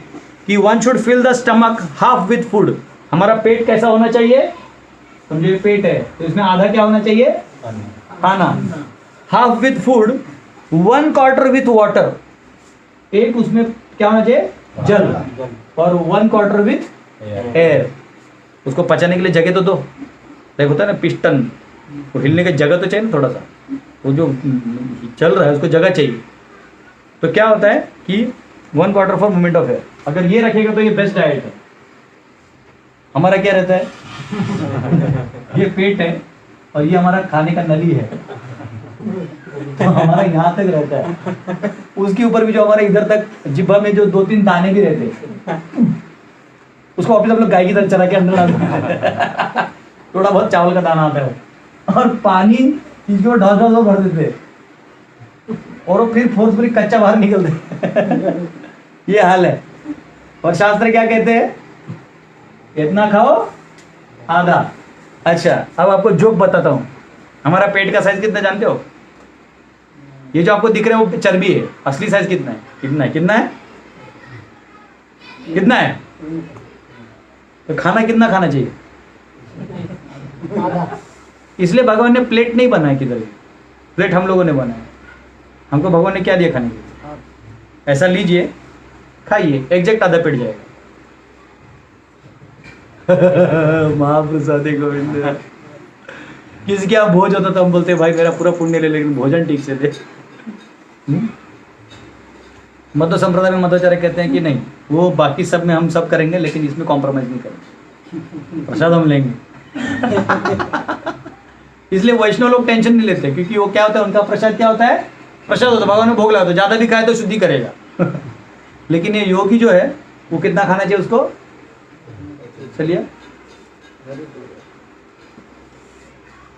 युक्ताहार विहारस्य युक्त चेष्टस्य कर्मसु युक्त स्वप्नावबोधस्य योगो भवति दुःखः। जो खाने, सोने, आमोद प्रमोद तथा काम करने की आदतों में नियमित रहता है, वह योगाभ्यास द्वारा समस्त भौतिक क्लेशों को नष्ट कर सकता है। तो ये क्या करना है, युक्त आहार और विहार, बैलेंस होता है। आहार और विहार कैसा करना है, युक्त करना है। अति में कहीं चले जाओगे तो नष्ट हो जाओगे। ठीक है, तो यहाँ प्रपद लिखते हैं अव्यर्थ कालत्वम। जो भक्त है वो कभी भी समय बर्बाद नहीं करता, वो सही समय का इस्तेमाल करता है। ठीक है, हरे कृष्ण। यहाँ उदाहरण दिया जाता है रूप गोस्वामी का और हरिदास ठाकुर का। इन्होंने कुछ भी समय बर्बाद नहीं किया। हरिदास ठाकुर रोज 3 लाख नाम लेते थे, मतलब 192 माला, और रूप गोस्वामी ग्रंथों को लिखते थे और कभी समय व्यर्थ नहीं गवाते थे। ठीक है, अब कौन सा श्लोक है? 18 ना, 17, 18। यदा विनियतं चित्तम आत्मन्येवावतिष्ठते निस्पृह सर्वकामेभ्यो युक्त इत्युच्यते तदा। जब योगी योग अभ्यास द्वारा अपने मानसिक कार्यकलापों को वश में कर लेता है और आध्यात्म में स्थित हो जाता है, अर्थात समस्त भौतिक इच्छाओं से रहित हो जाता है, वह योग में सुस्थिर कहा जाता है। तो स्थिर कौन कहा जाएगा? जो इन सब से हटके बैलेंस मार लेता है, जो आपको अभी तक समझ में आ ही गया है।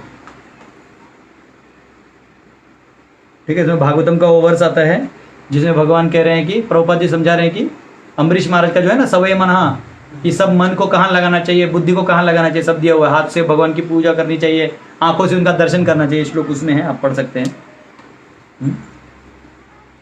तो यहाँ पे बेसिकली क्या है, when consciousness stops all movements, इस स्थिति को कहते हैं विनियतम चित्तम, यानी इस चेतना से आप ये जो एक्सटर्नल एक्टिविटीज है इसको बंद कर देते हैं। वो स्थिति की यहाँ बात हो रही है। और अब उस स्थिति से क्या होगा, हिलता कब है, जैसे यहाँ से ये जो चेतना है ये सबको एक्शन में लाती है ना, आपने इसको ही क्या कर दिया, स्थिर कर दिया। तो आपकी स्थिति कैसी होनी चाहिए, ऐसी होनी चाहिए। यथा दीपो निवातस्थो नेंगते सोपमा स्मृता योगिनो यत चित्तस्य युञ्जतो योगमात्मनः।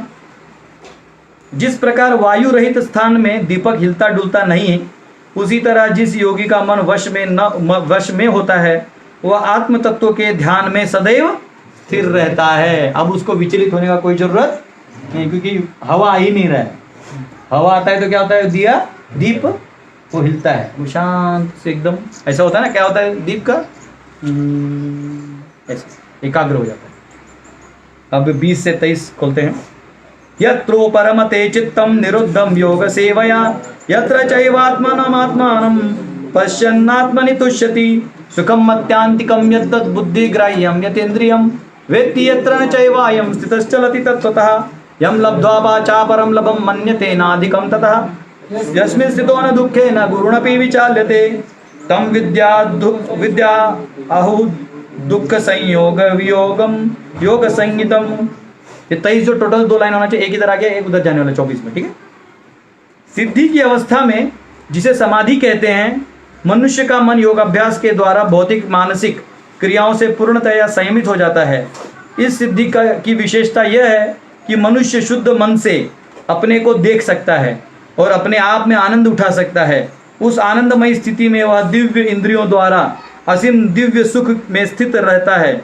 इस प्रकार स्थापित मनुष्य कभी सत्य से विपथ नहीं होता और इस सुख की प्राप्ति हो जाने पर वह इससे बड़ा कोई दूसरा लाभ नहीं मानता। ऐसे स्थिति को पाकर मनुष्य बड़ी से बड़ी कठिनाइयों में भी विचलित नहीं होता। यह निसंदेह भौतिक संसर्ग से उत्पन्न होने वाले समस्त दुखों से वास्तविक मुक्ति है। बेसिकली वो क्या कह रहे हैं, अभी उसको सुख कहाँ मिलने वाला है, सुखम अत्यांतिकम, अत्यंतिका एंड नहीं है इसको, यत्तद् बुद्धि ग्राह्यम यतीन्द्रियम। कहाँ चला गया वो, उसका चेतना अंदर चला गया।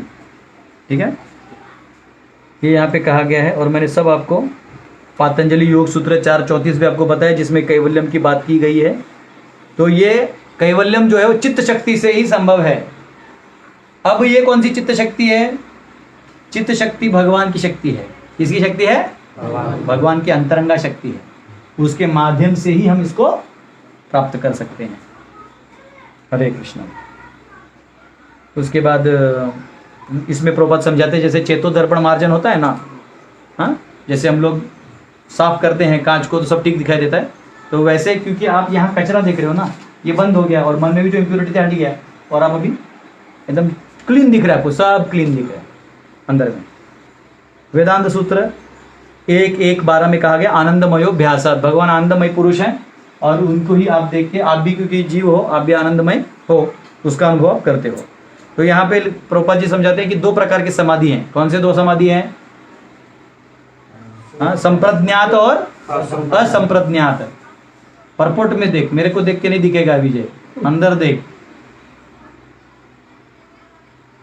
हाँ, कौन से 2 हैं, संप्रज्ञात और असंप्रज्ञात। तो संप्रज्ञात जो है वो स्थिति आती है, इसमें ध्यान में 2 हैं। एक आ जाएगा जो transcendental position by philosophical angle, इसी चित्त को और ज्ञान से लेते लेते समझना संप्रज्ञात कहलाएगा। और असंप्रज्ञात में जो है वो इधर ट्रांसेंडेंटल, ये जो मटेरियल प्लेजर है इसको छोड़ना, इसको क्या कहते हैं, छूट गया, तो भी एक समाधि है ना।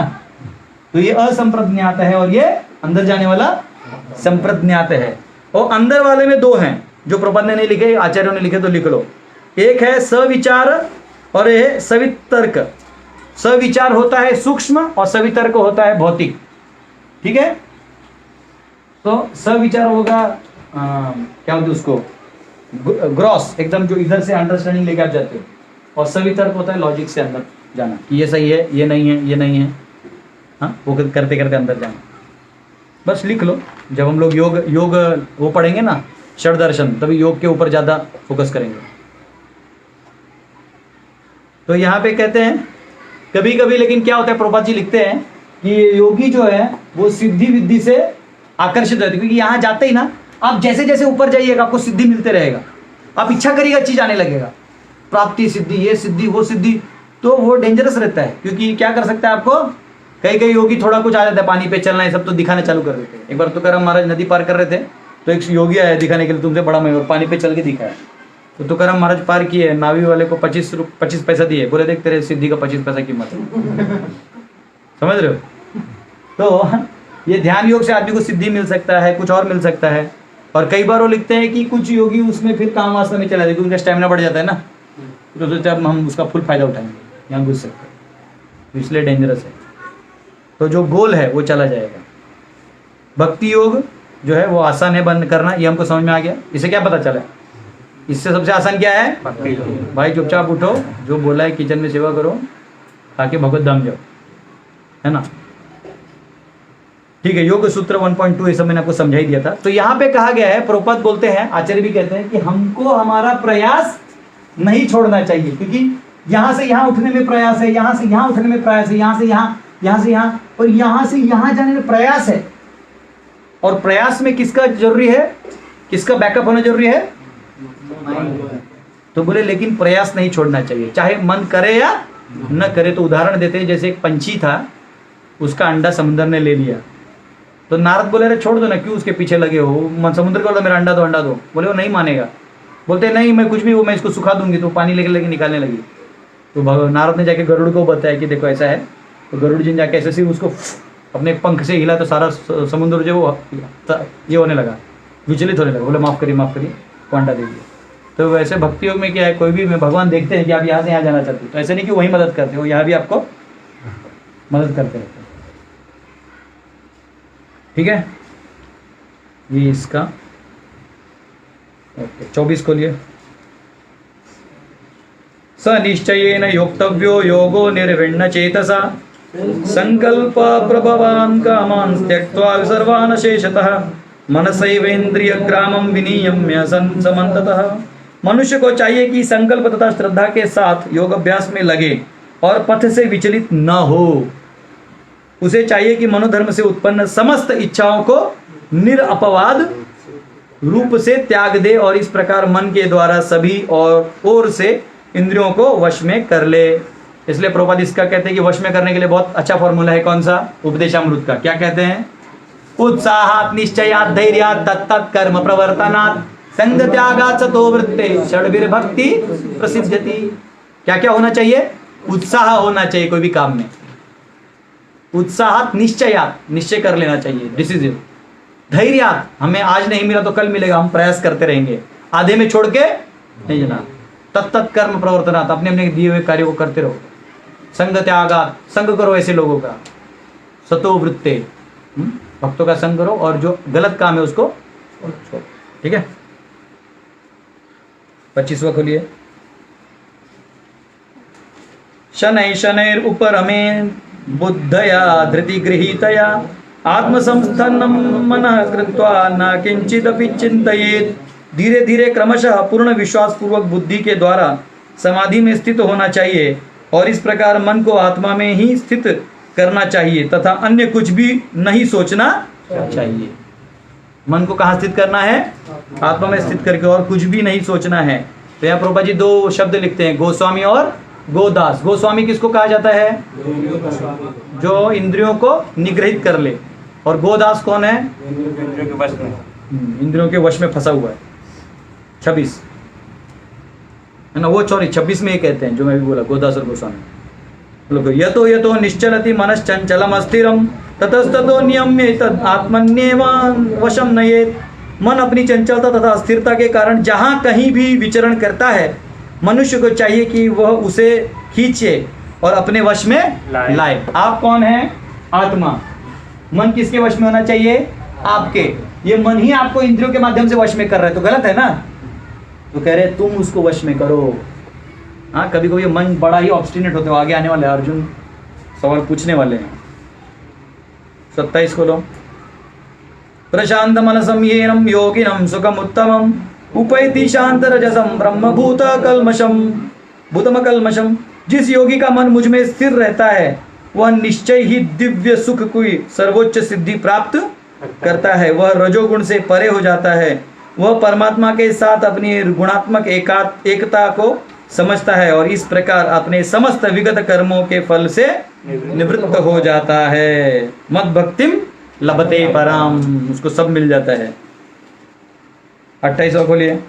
युञ्जन्नेवं सदात्मानं योगी विगत कल्मषः सुखेन ब्रह्म स्पर्शम अत्यंतम सुखमश्नुते। इस प्रकार योग अभ्यास में निरंतर लगा रहकर आत्म संयमी योगी समस्त भौतिक कल्मष से मुक्त हो जाता है और भगवान की दिव्य प्रेमा भक्ति में परम सुख प्राप्त करता है। तो क्या करता है? यहाँ तो हट गया तो वो एक्टिव तो रहेगा, फिर किसके? इनके सेवा में वो सुख में रहता है। हरे कृष्ण। 29 सर्वभूतस्थम आत्मानं सर्वभूतानि चात्मनि ईक्षते योग युक्तात्मा सर्वत्र समदर्शनः। वास्तविक योगी समस्त जीवों में मुझको तथा मुझ में समस्त जीवों को देखता है। निसंदेह स्वरूप सिद्ध व्यक्ति मुझ परमेश्वर को सर्वत्र देखता है। तो यहाँ क्या कह रहे हैं भगवान कि जो व्यक्ति है वो मुझे सब जगह देखता है। ईश्वर सर्वभूतानां हृदय अर्जुन तिष्ठति। मैं सबके हृदय में हूँ ये वो देख लेता है, इसलिए किसी का वो नहीं करता। स्मृति में एक वो श्लोक आता है, कहा गया है भगवान को माँ के समान कहा गया। कहते हैं आतत्वात् च मातृत्वात् आत्मा ही परमो हरि। The supreme Lord is called atma because he is pervading everywhere and knows everything like mother.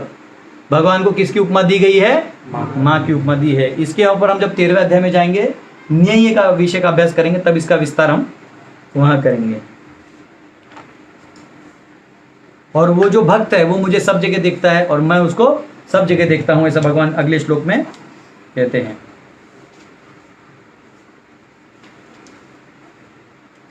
इसको लिए यो माम पश्यति सर्वत्र सर्वं च मयि पश्यति तस्याहं न प्रणश्यामि स च मे न प्रणश्यति। जो मुझे सर्वत्र देखता है और सब कुछ मुझ में देखता है, उसके लिए न तो मैं कभी अदृश्य होता हूं और न वह मेरे लिए अदृश्य होता है। हाँ, तो यहाँ ब्रह्म संहिता को कोट करते बोलते प्रेमांजन चुरित भक्ति विलोचनेना संता सदैव हृदयेषु विलोकयन्ति यं श्याम सुंदर गुण अचिंत्य स्वरूपम गोविंदमादि पुरुषम तमहं भजामि। जिसके आंख में प्रेम भरा है और सब जगह मुझे ही देखता है, वो मेरे लिए कभी भी गायब नहीं होता है। ये यहाँ पे कहा गया है। ठीक है, 31 को लिए 31 को लिए सर्वभूत स्थितम व्योमाम भजति एकत्वमास्थितः सर्वथा वर्तमानोऽपि स योगी मयि वर्तते। जो योगी मुझे तथा परमात्मा को अभिन्न जानते हुए परमात्मा की भक्ति पूर्वक सेवा करता है, वह हर प्रकार से मुझ में सदैव स्थित रहता है। कई लोग आत्मा और परमात्मा को एक समझ लेते हैं, जो गलती करते हैं। वो एक कब होगा? जब आपको आपकी चेतना यहाँ और यहाँ फंसी हुई है और यहाँ से आप जब अंदर जा रहे हो तो शुरुआत में आपको लगेगा सब एक है, लेकिन जैसे जैसे आप नजदीक जाए तो बोलेगा ये बुद्धि अलग है, इसका कार्य अलग है, मेरे अहंकार का कार्य अलग है और मेरी मैं अलग हूं। और इधर तक पहुंचते पहुंचते पता चलता है परमात्मा भी अलग हैं। जो सैंक्शन करने वाले हैं वो मैं नहीं हूँ। शुरुआत में उसको लगता है मैं ही हूँ, लेकिन वो समझ में आ जाता है। ठीक है, तो यहाँ बहुत सारे उपनिषद और इत्यादि का अंदर में वर्णन है, वो आप सब पढ़ सकते हैं कि उसमें लिखा है। ठीक है, जैसे उसमें नारद पंचरात्र से आता है और भक्ति रसामृत से निखिलेश अवस्था से जीवन मुक्त से उच्चते, एक बार समझने के बाद मुक्त हो जाता है। गोपाल तापानी में आता है एकोपी सन बहुधा यो विभाति, दो he is one he exist in many. एक है लेकिन बहुतों में विस्तार करते हैं। मत्स्य पुराण से आता है एक एव परो विष्णु सर्वव्यापी न संशयः ऐश्वर्याद्रूपमेकं सूर्यवत् बहुधा एते। The supreme Lord is Vishnu alone, all pervading. By his inconceivable potency makes one form in many, just like sun spreads its rays everywhere. जैसे सूर्य सब जगह अपनी किरणों को भेजता है, वो जान जाता है कि मैं ही सब जगह विराजमान हूँ. हाँ, तो यहाँ कहा गया है कि उसको क्या दिखता है मालूम है ऐसे व्यक्ति को? अंदर में परमात्मा कौन से रंग के दिखते हैं? असती फूल है. कौन सा? अतसी. अतसी आप गूगल में डालेगा, अतसी फूल नीला कलर का होता है, उस रूप में भगवान होते हैं. 32वां खोलिए. आत्मौपम्येन सर्वत्र समं पश्यति चोर्जुन यो च अर्जुन सुखम वा यदि वा दुखम स योगी परमो मतः. हे अर्जुन, वह पूर्ण योगी है जो अपनी तुलना से समस्त प्राणियों की उनके सुखों तथा दुखों में वास्तविक समानता का दर्शन करता है. तो यहाँ क्या कहा गया है कि जो समान देखता है, अब उसमें उसके दर्शन में क्या आता है? ये सब समान आने लगता है. तो कह रहा है ऐसे he is a perfect Yogi who bye comparison of his own self is the true equality of all beings both in their happiness and distress. चाहे सुख में दुख में सबको समान दिखता है. तो यहाँ प्रभुपाद जी लिखते हैं कि ऐसा व्यक्ति कौन है जो प्रचार करता है. यहाँ 18 अध्याय का 69वां श्लोक है, जहाँ वो कहते हैं कि मुझे वो सबसे प्रिय है जो मेरे इस ज्ञान को जाके सबको बताता है, क्योंकि यही सबसे बड़ा चीज है. जीव इस संसार में फंसा हुआ है. तो यहाँ वो कहते हैं. ठीक है, ठीक है. तो योगी जो है वो अपने उद्धार के लिए काम कर रहा है, और भक्त जो है वो सबके उद्धार का काम कर रहा है. हरे कृष्णा कृष्णा कृष्णा हरे हरे, हरे राम राम राम हरे हरे. तो कल 8:30 बजे क्लास होगा, और 8:30 बजे आपको 8:30 से 9:15 में क्लास लेके ये अध्याय खत्म कर दूंगा, और 9:15 से 9:30 में आपको बताऊंगा पेपर कैसे लिखना है, कैसे आपको लिंक आएगा, कैसे खोलना है आपको मैं उधर डिजिटल बोर्ड में दिखा दूंगा. ठीक है. हरे कृष्णा. श्रील प्रभुपाद की जय. और 9:30 से 11 एग्जाम होगा, और 11 से 12 जो जैसे शेड्यूल चल रहा था संस्कृत क्लास का वैसे चलते रहेगा. हरे कृष्ण.